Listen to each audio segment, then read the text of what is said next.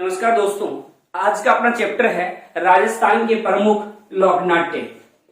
राजस्थान के प्रमुख लोक नाट्य। इसमें सबसे पहले पढ़ते हैं तमाशा लोक नाट्य।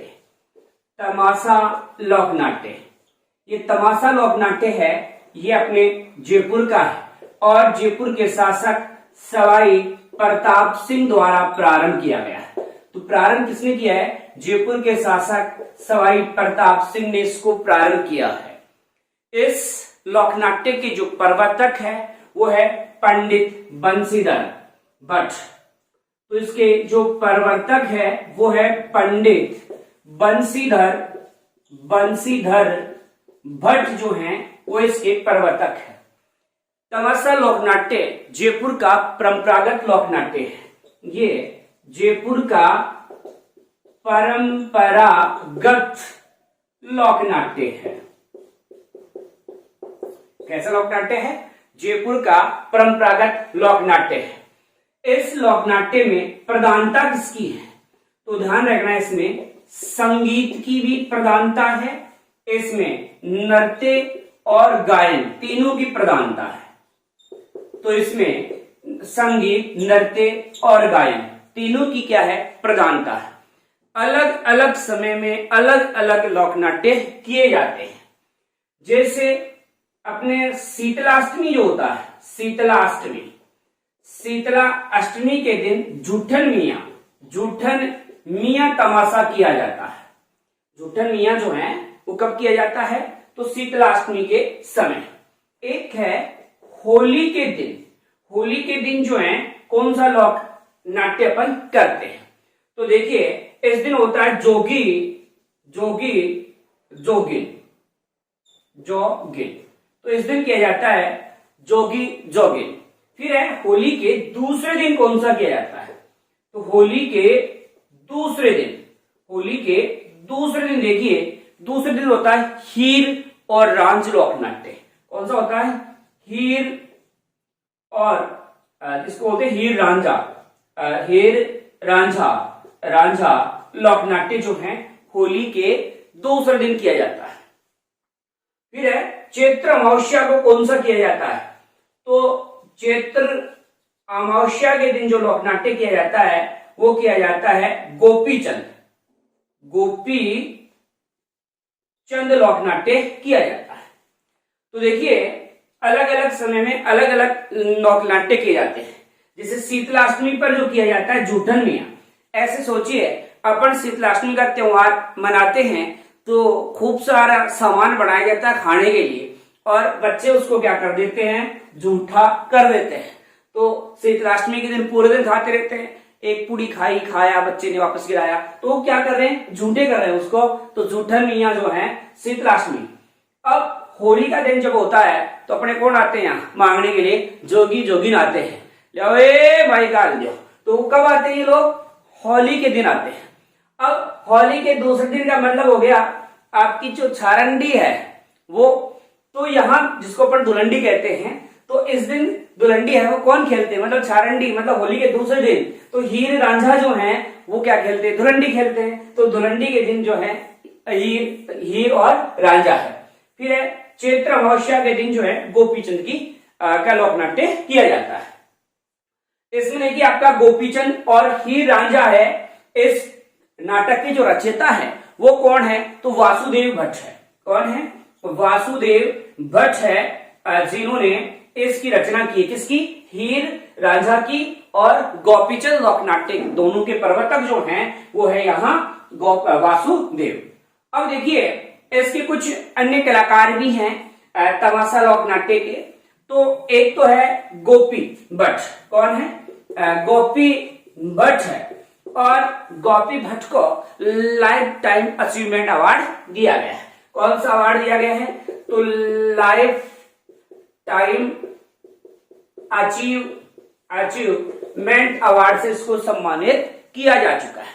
इसके अलावा मंजू भट्ट भी एक कलाकार है। मंजू भट्ट ये भी इसके कलाकार है। इसके अलावा फूलजी भी इसके कलाकार है। फूलजी भट्ट ये भी तमाशा लोक नाट्य के ही एक कलाकार हैं। इसके अलावा एक और है मोहन भट्ट। कौन है? मोहन भट्ट। तो ये इस लोक नाट्य के जो हैं प्रमुख कलाकार हैं। तो देखिए आपने देखा देख तमाशा जयपुर का, तो जयपुर का लोक नाट्य है। प्रारंभ किसने किया? सवाई प्रताप सिंह ने। इसके प्रवर्तक कौन है? बंशीधर भट्ट है। और जो जयपुर का परंपरागत लोक नाट्य है वो कौन सा है? तमाशा है। इसमें प्रधानता किसकी है? तो इसमें संगीत की, नृत्य की और गायन तीनों की प्रधानता है। शीतलाष्टमी जो आता है उस समय कौन सा लोक नाट्य किया जाता है? तो शीतलाष्टमी के समय जो लोक नाट्य किया जाता है वो है आपका जूठन मियां। और होली के अवसर पर कौन सा कर रहे हैं अपन? तो होली के अवसर पर जोगी और जोगिन, ये लोग मांगने आते हैं, इसलिए याद रखो जोगी जोगिन। और होली के दूसरे दिन धुरंडी कौन खेलते हैं? तो हीर रांझा खेलते हैं, तो हीर रांझा लोक नाट्य है। और चैत्र अमावस्या को गोपी चंद जो लोक नाट्य है वो किया जाता है। वैसे हीर रांझा और जो गोपी चंद लोक नाट्य है इसके प्रवर्तक है वासुदेव है। और लाइफ टाइम अचीवमेंट भी आप दिया जा चुका है, और वो किसको दिया गया है? तो गोपी भट्ट को दिया गया है। बाकी मंजू, फुलजी, मोहन ये भी इसके क्या है? प्रमुख कलाकार हैं। अब देखो आगे देखते हैं चार बेत लोक नाट्य। कौन सा है? चार बेत लोक नाट्य।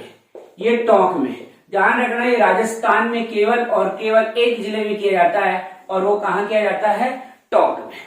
तो चार बेत, जब किसी के चार बेत मारोगे तो इसका मतलब उसको आप क्या कर रहे हो? चार बेत मारो, इसका मतलब आप उसको ठोक रहे हो। इसलिए चार बेत लोक नाट्य कहाँ का है? ठोक का। ठोक का मतलब टोंक का प्रसिद्ध है। फिर है इस लोक नाट्य के प्रवर्तक कौन है? तो अब्दुल करीम खां निहांग। अब्दुल करीम खां निहांग ये इसके कलाकार है। देखो यहां क्या है? चार बेत, किसी के आपने चार बेत मारे, इसका मतलब उसको आपने ठोका है। ठोका है तो क्या लगाना पड़ेगा? करीम लगाना पड़ेगा। क्या लगाना पड़ेगा? करीम।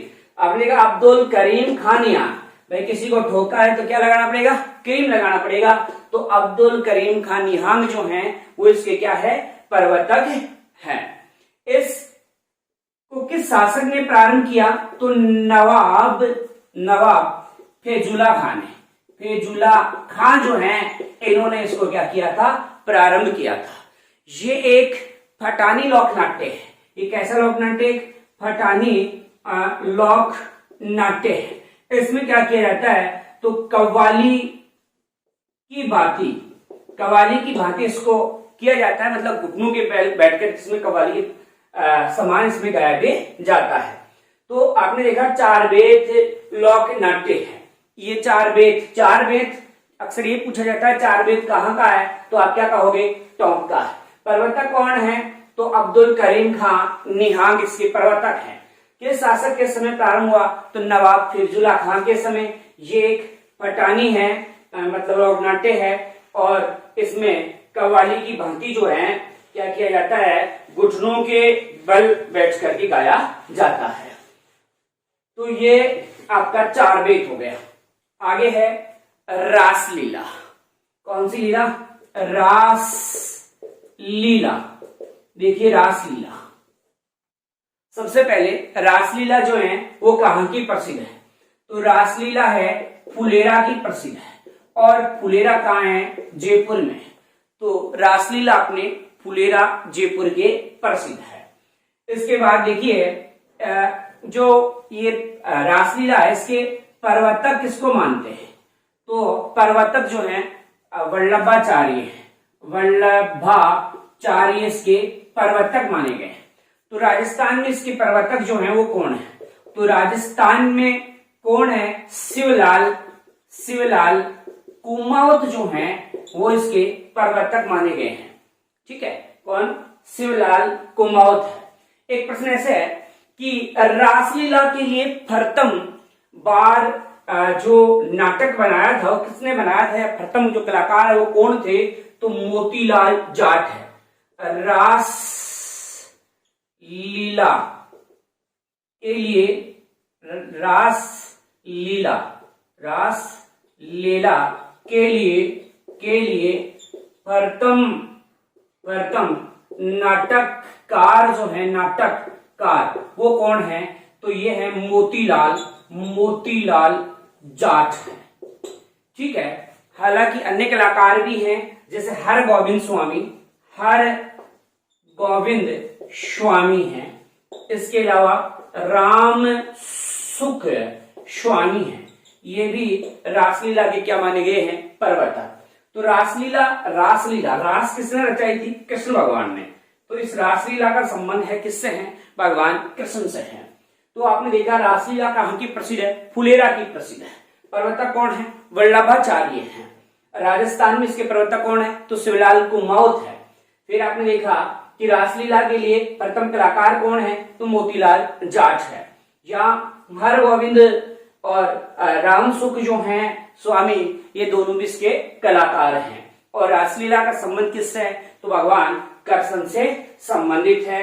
तो ये थी आपकी रासलीला है। अब जैसे रासलीला है उसी प्रकार से है अपने रामलीला। तो अगली जो लीला की चर्चा करते हैं अपन, रामलीला की चर्चा करते हैं। राम का मतलब राम से संबंधित, और रास का मतलब है, रासलीला का जो संबंध था वो किससे था? भगवान कृष्ण से था। तो अब देखते हैं अपन रासलीला। तो देखो रासलीला देखी, रामलीला देखते हैं। रामलीला अलवर की, भरतपुर की और बिसाऊ की प्रसिद्ध है। बिसाऊ का है तो अपने झुंझुनू में है, तो यहाँ की ये लीला प्रसिद्ध है। तो रामलीला अलवर, भरतपुर और बिसाऊ की। बिसाऊ अपने मूका बीने के लिए प्रसिद्ध है। बिसाऊ की रामलीला किस लिए प्रसिद्ध है? मूका भीने के लिए प्रसिद्ध है। मुख बंद है और अभिनय इसमें चालू है। तो मूका भीने के लिए कहाँ की प्रसिद्ध है? तो बिसाऊ की रामलीला प्रसिद्ध है। इसके प्रवर्तक किसको मानते हैं? तो गोस्वामी तुलसीदास को।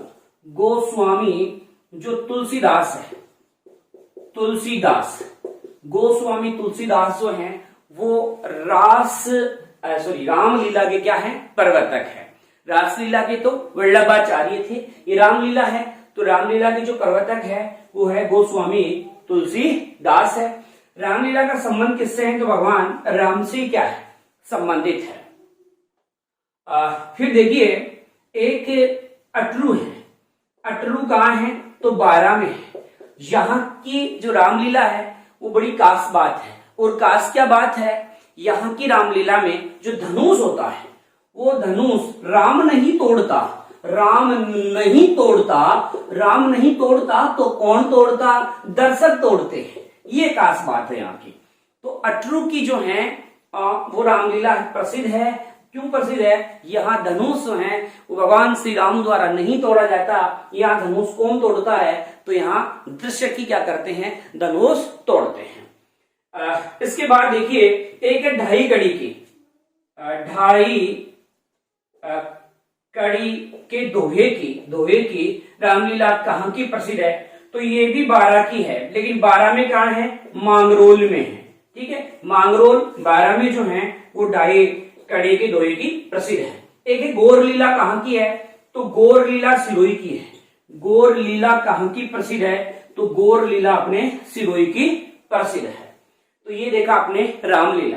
तो रामलीला अलवर, भरतपुर और बिसाऊ की प्रसिद्ध है। बिसाऊ की अपनी मूका बीने के लिए प्रसिद्ध है। प्रवर्तक गोस्वामी तुलसीदास जो है इसके प्रवर्तक है और भगवान राम से संबंधित है।